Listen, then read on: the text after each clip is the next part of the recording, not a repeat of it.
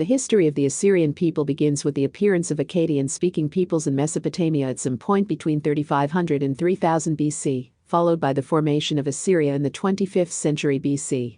During the early Bronze Age period, Sargon of Akkad united all the native Semitic speakers and the Sumerians of Mesopotamia under the Akkadian Empire.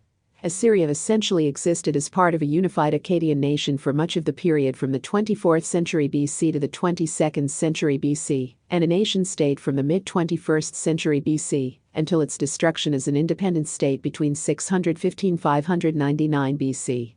The Assyrians are culturally, linguistically, genetically and ethnically distinct from their neighbors in the Middle East, the Arabs, Syrians, Persians, Iranians, Kurds, Jews, Turks, Israelis, Azeris, Greeks, Shabaks, Yazidis, Khalija, Mandeans and Armenians.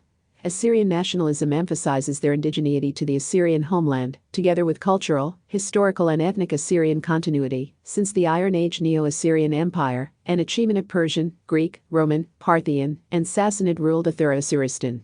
Assyria was a land stretching from Tikrit in the south to Amida, Kultup and Haran in the north, and from Edessa in the west to the border of Persia in the east. The Assyrians are indigenous to modern northern Iraq, southeast Turkey, northwest Iran and northeast Syria. These modern areas encompassed ancient Assyria between the 21st century BC and 7th century AD. Much of this land is now also inhabited by much later arriving Kurds, Arabs, Turks, Yazidis, Armenians, Shabakis, Turkomans and others. The Assyrians are a Semitic people, with many still speaking, reading and writing Akkadian-influenced dialects of East Aramaic.